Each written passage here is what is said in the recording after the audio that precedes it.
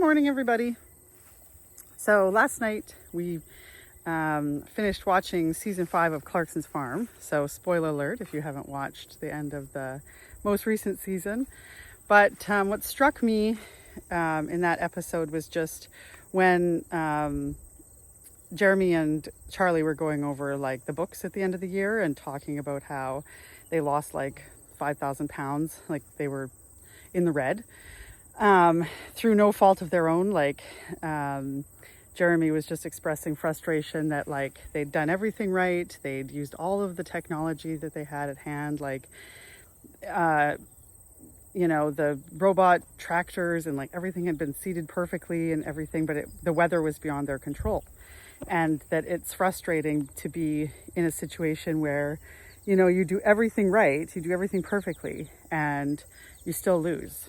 And that's honestly one of the hardest things that I have found about farming and homesteading is like, we can make all of the best choices. We can do everything in our power to prevent any sort of accidents or whatever. We can, as Jean-Luc Picard said, it's possible to make no mistakes and still lose. And that isn't weakness, that's life. But that's difficult to come to terms with because, you do everything like you're supposed to, and still sometimes things go wrong.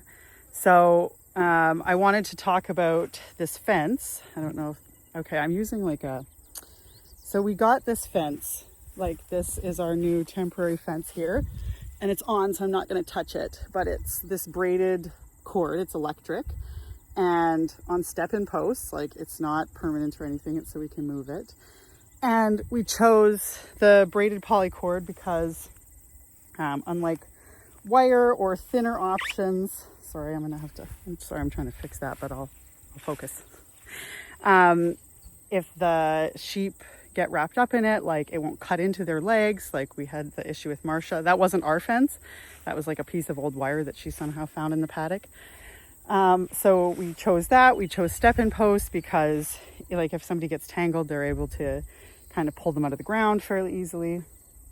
So we chose this fence because the mesh has always made me nervous because it's they're way more likely to get tangled in it. We did early on lose one small goat. This was a couple years ago now when we first got goats and sheep. And we had a young goat that got tangled in the mesh and strangled herself. And so the mesh has always made me nervous. But it was one of those temporary fence things that, what is commonly used. So we used it, but I've never liked it really very much. And so this was our new fence that we got. And it's this is sort of what's considered ideal for temporary fencing for sheep and goats. And it was supposed to be safe. And we put it on an energizer, a really strong energizer, but a normal energizer, not a homemade one, one that comes from a manufacturer who makes fencing supplies. And so this was all well and good. And then over the weekend, we went out for the day on Saturday to my friend's lake, the place that she has at the lake, and we had a wonderful day and it was so great.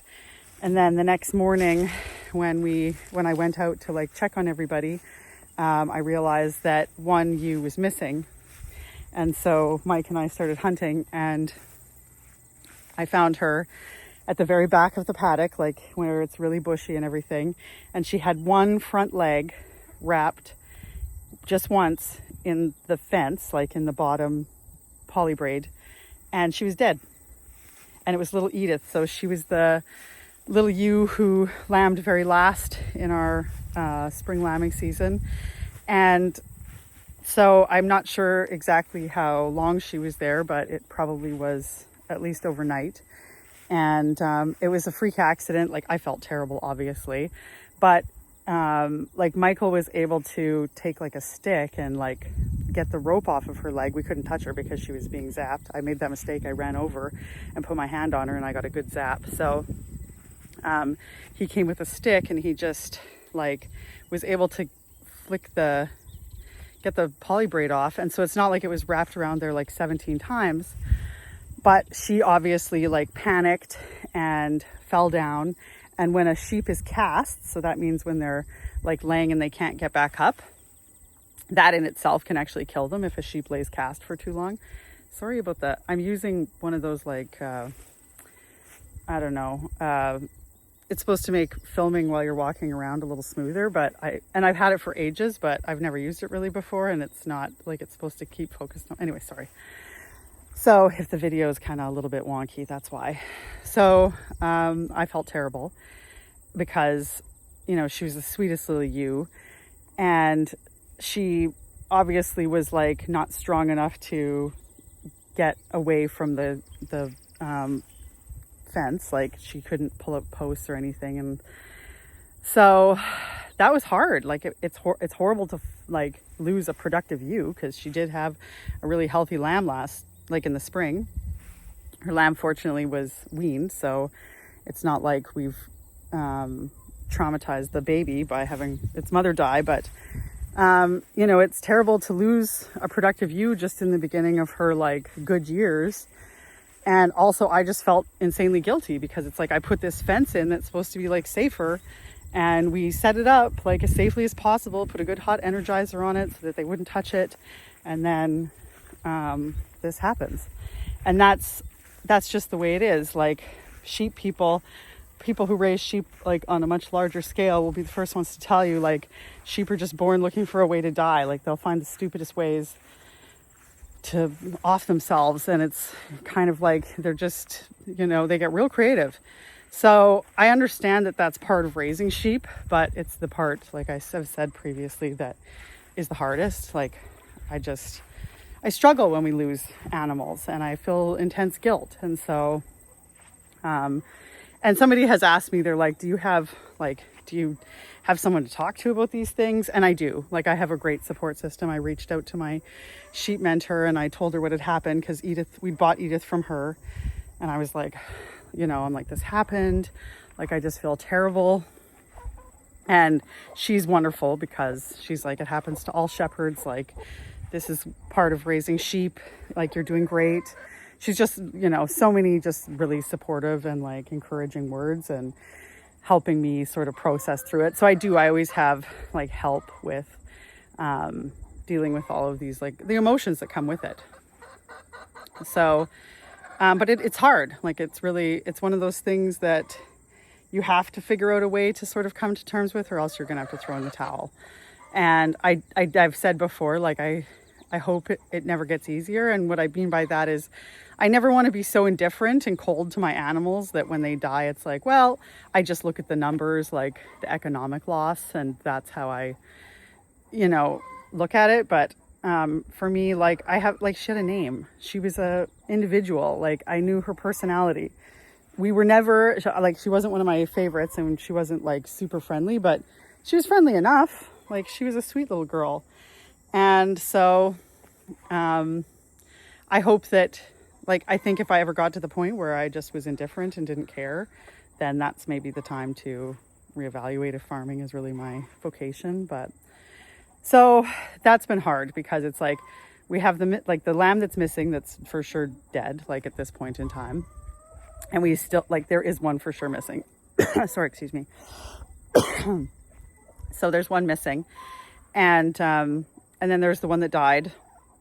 And now we've lost this ewe. And we actually, so,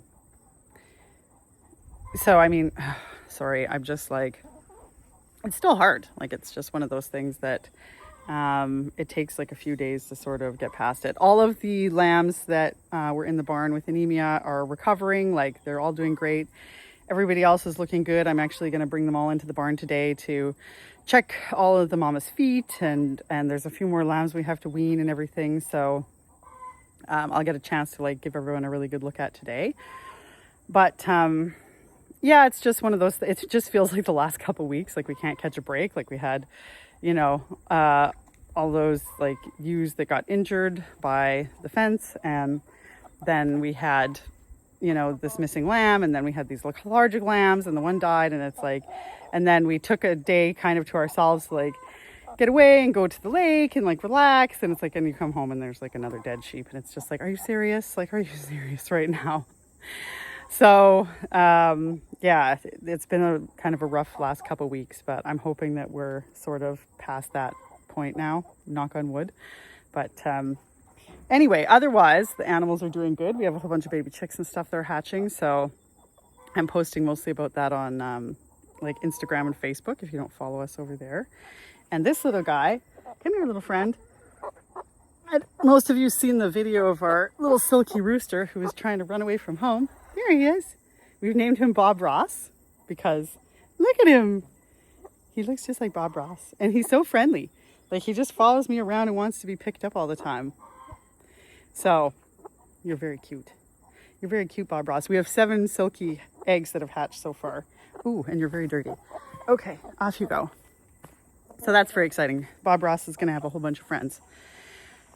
All right, so that's sort of the update right now. I wish it was, better. But, and in terms of the fence, it's like now I'm paranoid. So I'm out there like twice a day, like walking the fence line, making sure nobody's caught in it. It was likely a one-time event. Like it's very probable that that won't ever happen again, but it's going to take me a while to sort of like get comfortable again with not being hyper vigilant.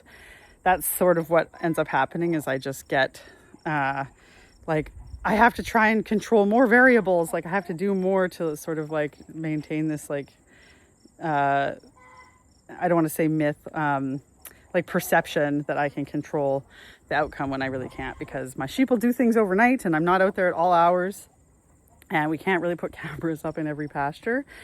But I think it's probably just one of those things, like just a random thing that happened, and that the fence is still like, we have to be able to contain them.